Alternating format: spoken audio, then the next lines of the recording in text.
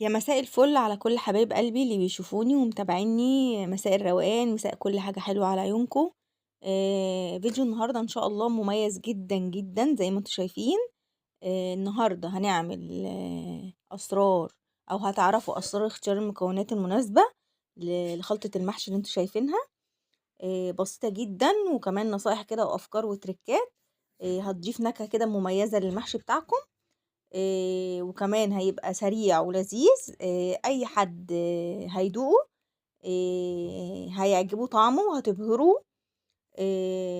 بس ايه، زي ما اتعودنا قبل ما نبدأ أي فيديو ما ننساش نعمل لايك وشير وسبسكرايب لقناة هيبو كيتشن وال ونسمي الله ونصلي على الرسول. اللهم صلي وسلم وبارك على سيدنا محمد وعلى آله وصحبه وسلم. زي ما انتم شايفين كده انا جبت بصلتين حلوين كده كبار. ضربتهم في الكبة او تبشريهم على ايدك، مفيش مشكله. هتحط لهم ايه؟ معلقه كزبره، هي دي تكه دي كزبره. اول تكه. معلقه فلفل اسود حلوه، ومعلقتين ملح تمام. وواحده ماجي لو عندك، بهارات، 7 بهارات. حطي كمان معلقه. انا السبع بهارات بتاعتي خلصت، فحطيت بدلها ماجي. بس انا ان شاء الله قريب هعمل لكم مش ال7 بهارات بقى، ال11 بهار ان شاء الله. وهعمل لكم الماجي اللي احنا بنشتريها من بره، لا احنا نعملوها بقى في البيت. بصوا انا مش هحمر البصله. احمرها ليه؟ انا عايزه اعمل لكم طعم مميز. هيبقى خفيف بالذات في الصيف، ما يبقاش تقيل، يبقى بصله متحمره ومسبكينه. لا، كفايه تسبيكه الطماطم بس. وبلاش نحمر البصل. جربيه بالتكه دي، انا عملته لكم مرتين. البصله متحمره، بس جربي الطريقه دي هتبقى عجبكم اكتر. اول حاجه هنحط كده ايه، كوبايه زيت حلوه كده، يعني ما تستخسريش، ها. ومعلقتين صلصة. ليه حطينا الصلصة؟ عشان انا الطماطم بتاعتي مش حمرا قوي. بتعزز الطعم كده وبتخلي لون الصلصة بتاعك احمر. حطينا المعلقتين الصلصة يا دوب هيتكتكوا كده مع بعض. هنبدأ نعمل ايه؟ هنجيب 4 طماطمات حلوين كده. هنبدأ نقطعهم قطع صغيرة. بصوا، في حاجات كده بتتعمل بتخلي خلطة المحشي حلوة. الخلطة دي تنفع مع المحشي ورق العنب، مع الكوسة، مع البدنجان، فلفل. تنفع مع كمان العصبان او الممبار زي ما بتقولوا بقى عندكم اسمه ايه. تنفع مع الكرنب.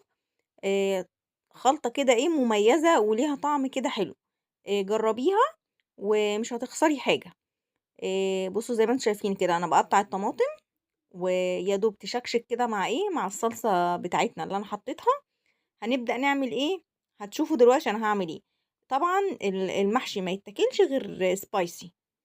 انا ما بحبوش غير ناكلوه غير حراق بصراحة يعني. حابة انتي تستغني، انا احط قرن فلفل سبايسي كده. حابة انتي تستغني عنه، مفيش مشكلة. بس بصراحة بيدي طعم كده، طعم حلو للمحشي. هنقطعه برضو حتت صغيرة كده يا دوب. بصوا الطماطم مع الصلصة مع قرن الفلفل كده.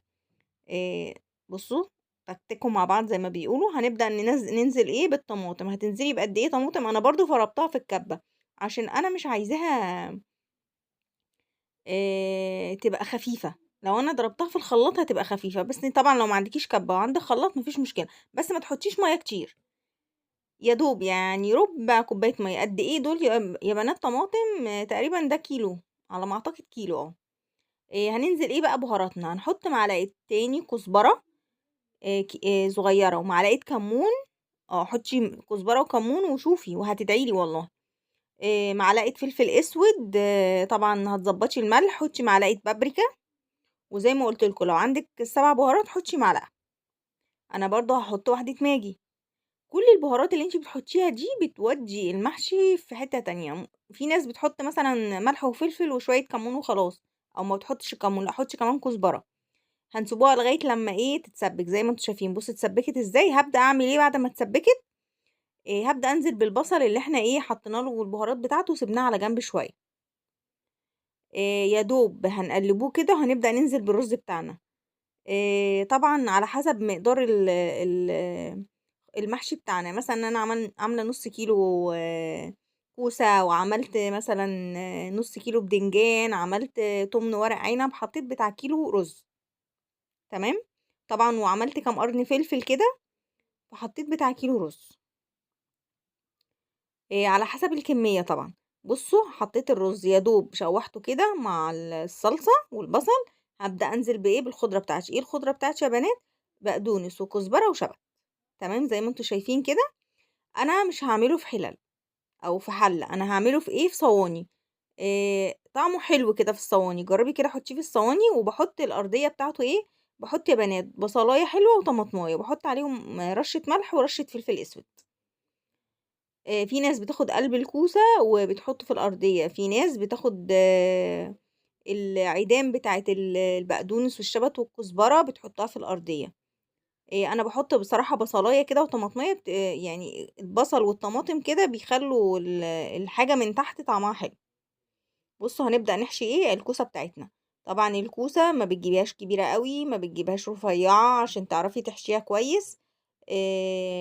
وتعرفي تقوريها حلو. ورق العنب اللي احنا كنا مفرزينه هنزل لكم اللينك بتاعه في الفيديو، في الوصف بتاع الفيديو. لو حابين تشوفوا بيتفرز ازاي. بصوا يا بنات شكله جميل بجد، جربيه. بصوا ورقة العنب احنا بنلفوها ازاي. بصوا احنا بنرصه ازاي. طبعا الرصة اللي تعجبك والطريقة اللي تعجبك. بصوا شايفين الصبع برضو، في ناس بتعمله اطول، في ناس بتعمله ارفع. انا بالنسبة لي كده الصبع حلو، لا طويل قوي ولا رفيع قوي ولا مليان قوي، وسط. هنعمل ايه، هنحط بقى دلوقتي بعد ما نخلص هنحط فوق ورق العنب ايه، ليمون. حطي كده شرايح ليمون، بيديله مزازة كده حلوة. وهنحط فوق ايه، لو عندك شوربة ممكن تزقيه بالشوربة. طبعا انا ما عنديش شوربة، هعمل ايه؟ هوريكم دلوقتي هنعمل ايه، هنحط ايه على ايه ونزقيه بيه. ولما نيجي نسقي ورق العنب او الكوسة او البدنجان ما بنسقيهوش كتير عشان ما يشربش منه كتير ويتكسر منك. يا دوب هتبقي مغطية بس المحشي، سواء كوسة او بدنجان او ورق عنب. هوريكم دلوقتي، او حتى كرومباية. بص هحط شرايح ورق العنب كده فوق الكوسة، سوري، فوق ورق العنب. وايه اللي في النص الحمرا دي، فلفلاية حمرا. هنعمل بقى ايه قلت لكم عندكم شوربه اوكي، مفيش خلاص. انا خدت معلقتين من الصلصه اللي انا سبكتهم قبل ما انزل بالبصل. خدت منهم كده كبشتين، احط عليهم ايه شويه ميه، واحط عليهم معلقتين صلصه، واحط شويه ملح وشويه فلفل اسود وحبه ميه طبعا. بصوا زي ما انتم شايفين. وتقريبا انا ما حطيتش كمان ملح وفلفل اسود. لا، ممكن اكون حطيت ملح بس الجزء ده ما معرفش. لا، ما تصورش. مش عارفه والله يا بنات ايه اللي حصل. لا اهو حطيت ملح اهو. تمام. يبقى هنحط ايه، وفلفل اسود اهو. يبقى ملح وفلفل اسود. هنحط هناخد كبشتين من الصلصه اللي اتسبكت وهنزودها ميه ونحط معلقتين ايه صلصه. بصوا هوريكم انتوا المفروض تسقوا لغايه فين عشان ما يعومش منكم. هيطلع مستوي تمام وما فيهوش ميه كتير. يا دوب هتغطي الصوبع كده، هيبقى صوبع المحشي باين بس من تحتيه فيه. من تحتيه فيه ايه، بصوا يا بنات شايفين.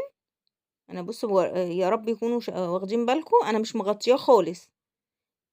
وهتبداي تولعيه على النار، اول ما يغلي معاكي هتبداي توطي عليه. بصوا زي ما انتوا شايفين كده هو بدأ خلاص استوى كده. هنعمل ايه، هنزل الكوسه هحطها في الفرن يحمر شويه وشها. بصوا اهي وشها احمر كمان. جربي الوصفه دي بجد بجد والله هتعجبكم قوي قوي قوي قوي. ليها طعم كده مميز ومذاق مميز. بصوا واحنا هنقلب كده، يا رب تتقلب معايا. يا ترى هتتقلب ولا هيتبهدل ولا هيطلع ايه. بصوا اللي من تحت ده البصل والطماطم. بصوا الحمد لله. انا وانا بقلبها قلت يا ربي ما يعني ما تكسفنيش ويتقلب، تبقى مظبوطه وما تتفكش مني. يا رب يكون الفيديو كده لغايه ما وصلتش لغايه كده وعجب الفيديو واستفدت منه. ما تنسيش تعملي لايك و... وتشيري الفيديو لو عجبك. زي ما انتوا شايفين كده. بصوا الله الله الله على الجمال بجد. طعم طعم ونكهة هتعجبكم قوي ان شاء الله. اشوفكم بقى في فيديو تاني ووصفات تانية احلى واحلى واحلى. اشوفكم على خير، هتوحشوني. باي باي يا بنات، مع الف سلامة.